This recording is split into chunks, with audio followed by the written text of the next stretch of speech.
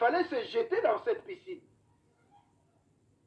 Mais c'était au moment où l'ange, il y a un ange qui passait avant, qui agitait l'eau de la piscine.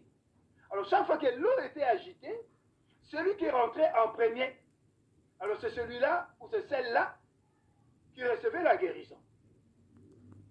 Alors on nous dit, parmi toutes ces personnes, il y avait aussi quelqu'un qui, ça faisait 38 ans qu'il était là, qui ne trouvait pas de solution parce qu'il n'avait personne pour le jeter dans l'eau. Shalom, ma sœur Esther, shalom, Eddie Kurleman, joyeux anniversaire. Il n'avait personne pour le jeter à l'eau. Alors un jour, on nous dit que Jésus va arriver, il va lui poser la question, veux-tu être guéri? Alors il va lui dire non. Maître, il n'y a personne pour me prendre et pour me jeter dans l'eau. Chaque fois que j'y vais, il y a quelqu'un qui me dévance toujours. Bien-aimé dans le Seigneur, pour nous, ces passages, ce qui va nous conduire dans la prière, en fait, Bethesda pour nous, c'est l'église, c'est un endroit. Alors pour nous, on peut dire que c'est l'endroit, c'est l'église, où on trouve aujourd'hui l'état des enfants de Dieu, l'état des gens qui viennent dans la maison de Dieu. Dans la maison de Dieu, il y a des aveugles. Dans la maison de Dieu, les gens qui viennent, il y a des paralytiques. Dans la maison de Dieu, il y a des malades. Dans la maison de Dieu, il y a des boiteux. Et tout ce monde-là veulent la guérison. En fait, c'est l'état actuel des enfants de Dieu, des gens qui veulent, qui vont dans la maison de Dieu. Mais arrivé là-bas, bien aimé, on nous dit non, qu'il y a eu, c'est une piscine. Il faut rentrer en premier. La personne, après que l'ange ait agité l'eau, qui va descendre en premier la piscine, c'est cette personne-là qui sera guérie. Mais nous, ce qui nous concerne aujourd'hui, dans ce passage, mais c'est la personne parmi tous ces gens-là.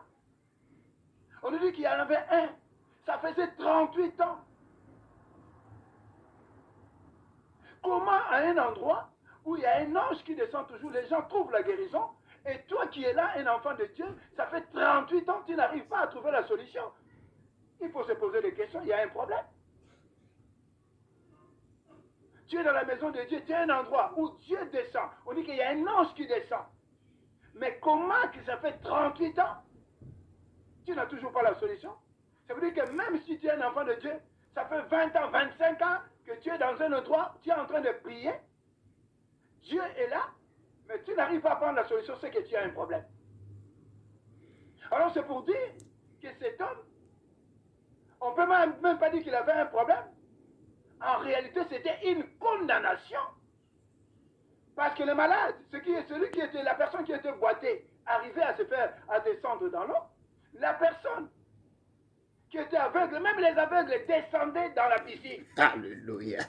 Les gens qui étaient malades, on peut dire des cancers, on peut dire les gens qui ont fait des AVC, des gens qui avaient je ne sais quelle maladie, mais arrivaient à descendre dans l'eau. Mais lui, il était le seul qui ne pouvait pas descendre de l'eau parce qu'il avait la condamnation. Parce que quelqu'un qui est paralytique, tous les membres sont paralysés, c'est-à-dire qu'il n'a plus de force. En réalité, quand nous venons dans la maison de Dieu, nos combats sont différents. Chaque personne a son problème. Quand tu arrives dans la maison de Dieu, il ne faut pas regarder de gauche à droite. Moi, mon problème diffère à ton problème. D'ailleurs, en réalité, on n'est même pas né le même jour. Même si on est né le même jour, on n'a pas les mêmes problèmes, on n'a pas les mêmes noms. On n'est même pas né à la même seconde. Même les mêmes, quand nous regardons les jumeaux, ils sont nés le même jour, mais pas à la même seconde. Alléluia. C'est-à-dire que quand nous allons dans la maison de Dieu, cherchons réellement, cherchons Dieu, au lieu de regarder de gauche à droite. Parce que pour être guéri, pour avoir la gloire de Dieu, pour voir la gloire de Dieu, tout est dans la parole. Il envoya sa parole et la parole le guérit. C'est la parole qui guérit. Ce n'est pas les gens qui sont de gauche à droite. Même pour chercher Dieu, Dieu, on ne le cherche pas en groupe. Dieu, on le cherche seul. Parce que cette personne, on peut dire, il partageait. Là où il était avec le boiteux, il était avec les aveugles, il était avec les autres malades, ils étaient tous ensemble. Mais lui, ça faisait 38 ans. C'est-à-dire que même les gens qui étaient avec lui au départ, la première année, ces gens-là étaient déjà guéris, partis. Même leur vie avait déjà changé. Mais lui, il était toujours dans le même état.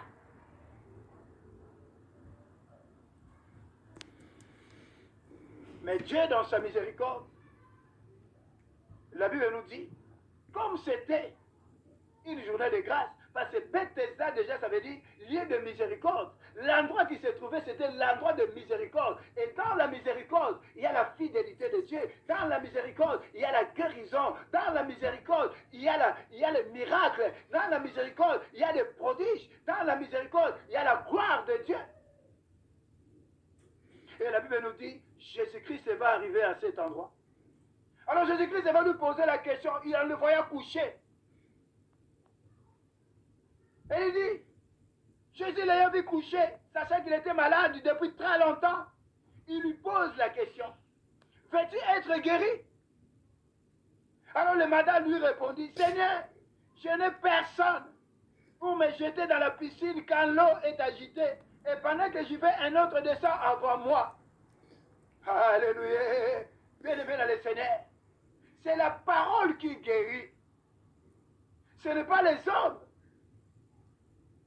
C'est-à-dire que beaucoup d'entre nous aujourd'hui, si nous sommes restés tels que nous sommes venus dans le Seigneur, c'est parce que nous regardons dans la mauvaise direction. Et parce que nous donnons notre confiance aux gens. Même la Bible nous dit, le cœur de l'homme est mauvais et tortueux. Qui ne le connaît si ce n'est que Dieu lui-même. Jésus lui dit, veux-tu être guéri? Est-ce que c'était quelqu'un de quelque chose de difficile?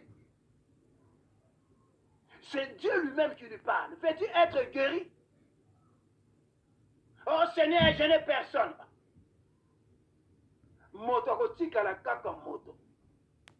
Je n'ai personne pour m'aider.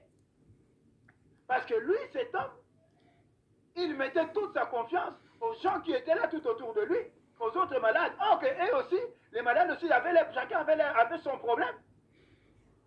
Et une fois qu'il s'est jeté dans l'eau et était guéri, il partait. On l'avait même oublié. Alors lui, moi j'ai compris, s'il a mis 38 ans, c'est parce que sa confiance était placée aux hommes, au lieu de placer sa confiance en Dieu. Jésus-Christ lui parle. Il lui dit maintenant, il lui dit, il dit au malade, veux-tu être guéri? Il dit Seigneur. Il lui répondit Seigneur. Il dit déjà Seigneur. Comment quelqu'un tu appelles Seigneur? Et tu dis d'accord, je n'ai personne. Oh, je n'ai personne pour me jeter dans l'eau. Bien aimé dans le Seigneur, nous devons placer notre confiance à Dieu, à Jésus-Christ de Nazareth.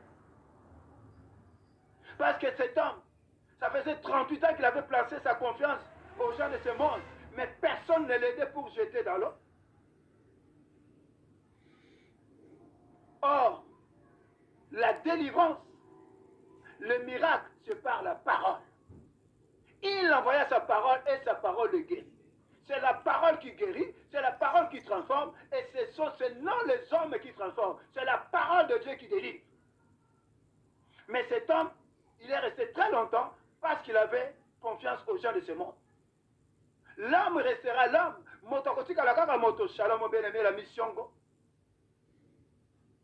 Alors que Jésus-Christ lui avait posé, Dieu est venu vers lui. Vous savez, quand les gens sont distraits, même quand Dieu te parle, tu regardes seulement vers les hommes. Shalom, mon bien-aimé, bon jeune Tingui. Dieu lui parle. Veux-tu être guéri? Lui qui se trouve dans un lieu, dans le lieu de miséricorde, à Bethesda. Le Seigneur lui parle. Mais lui, il a son confiance, Seigneur, je n'ai personne. Comment tu as personne? Quand Dieu te parle, tu n'as même pas besoin de regarder de gauche à droite. Notre problème, c'est parce que nous sommes dans la distraction. Dieu est en train de nous parler, Dieu veut nous guérir, Dieu veut agir, mais nous nous regardons seulement vers les hommes. Même quand tu regardes ta vie aujourd'hui, tu as besoin de problèmes. Même les gens que tu as aidés, tu vas arriver à un moment, tu as des problèmes, tu fais quelque chose, mais tu n'auras personne pour t'aider. Mais et quand ils ont des problèmes, toi tu les aides, toi tu leur donnes même de l'argent, tu vas à leur secours. Mais les jours où toi tu as des problèmes, même les personnes que tu avais aidées, tu vas voir qu'ils vont t'ignorer. Ici, la preuve elle est parfois. Les gens qui étaient avec lui, on ne parle même pas s'ils étaient partis. Une fois guéris, ils les ont oubliés, ils sont partis. Même les gens de sa famille, il n'y a personne, même pour aller les jeter dans l'eau. C'est parce que les gens de sa famille étaient même des complices. Cet homme était en train de vivre de condamnation. Alors maintenant, Jésus lui dit, je n'ai personne. Mais pour lui dire que Dieu est souverain, bien aimé, le Seigneur. La délivrance, ta délivrance, ne peut pas être pareille que ma délivrance. Alors Jésus lui dit, lève-toi, prends ton lit et marche. La Bible dit, aussitôt, lève-toi, lui dit Jésus, prends ton lit et marche. Aussitôt, cet homme fut guéri, il prit son lit et marcha, parole du Seigneur. Bien aimé le Seigneur, est-ce que cet homme, il est rentré dans l'eau, dans cette piscine, il n'est même pas rentré dans l'eau, mais il est guéri, il s'est levé et il a commencé à marcher. Ça veut dire que la délivrance dépend, ta délivrance est différente de la délivrance des autres. Bisono sotokori kopamba mandengi moko te. Nzaba ko kopamba na ndenge mususu, ngabe nzaba ko kopamba na ndenge mususu. Yo ko koza no grand commerçante, yo ko koza pe moté monene, yo ko koza pe conseiller pays monene, yo ko koza pe ministre, yo ko koza pe nini. Délivrance à moto na moté que seni. Ya moi ne faut pas être jaloux. Mais moto yo chaka ka confiance en Allah. Mets ta confiance en Dieu et non aux hommes. Ça faisait 38 ans que cet homme, il regardait dans la mauvaise direction, il regardait vers les hommes. Or, le cœur de l'homme est mauvais. Les mêmes personnes qui regardaient. Mais ces personnes venaient à son secours. Mais le jour où il a changé de côté, il a regardé dans la bonne direction, dans la direction de celui-là qui dit est mort et la chose s'accomplit. Celui-là qui ramène à l'existence ce qui n'existe pas, sa vie a changé. Ça vous te dit, mon frère, ma soeur, dans cette prière de ce soir, si nous changeons notre regard, si nous regardons dans la bonne direction, même s'il y avait des choses, même s'il y avait des condamnations, même s'il y avait des choses qui ne marchaient pas dans notre vie, mais ce soir, après cette prière, plus rien ne sera plus comme avant. Là où c'était bloqué, là où il y avait la condamnation, même la condamnation va tomber parce que le Dieu que nous prions, celui-là que nous sommes venus rencontrer ce soir, il s'appelle le Rédempteur, il s'élève le dernier, il s'appelle Yeshua Mashiach, il s'appelle Jésus-Christ de Nazareth, il s'appelle le redoutable Dieu, le Dieu de la Genèse à l'Apocalypse, le Dieu l'incréé, l'incomparable, le Dieu véritable, le Dieu tout-puissant. Personne ne peut se mesurer à lui. Je dis que même dans cet endroit, tout le monde s'attendait que cet homme puisse regarder, rester à cet endroit. Laisse-moi te dire, même si les gens pensaient que tu allais rester les mêmes personnes, mais laisse-moi te dire, les mêmes personnes ils seront étonnées par ta délivrance, parce que ça ne sera pas comme eux ils attendaient, mais parce que toi, ta délivrance viendra de l'Éternel. La Bible déclare dans Michée chapitre 7, verset 16, pour moi, je ne regarderai que vers l'Éternel. Même si je tombe, Christ va me relever. Même si je suis dans les ténèbres, Christ est ma lumière. Ce soir, j'aimerais simplement te dire, tu as été libéré. Ta vie va changer. Tu ne seras plus la même personne. Les mêmes personnes qui t'avaient condamné, qui t'avaient bloqué, ils seront étonnés ce soir. Parce que ce soir, Jésus-Christ a dit un mot pour toi. Il t'a dit, lève-toi et marche. Là où il y avait le célibat, il t'a dit, lève-toi et marche.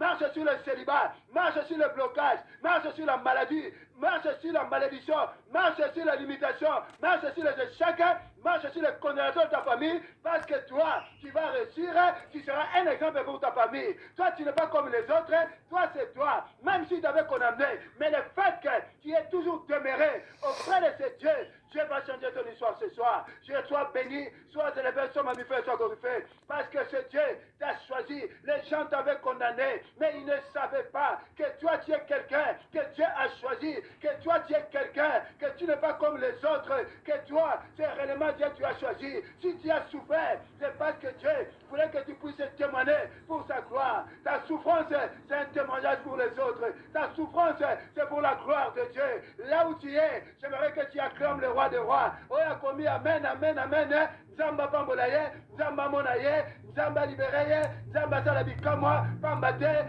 Zamba polio. Que le Seigneur bénisse sa parole.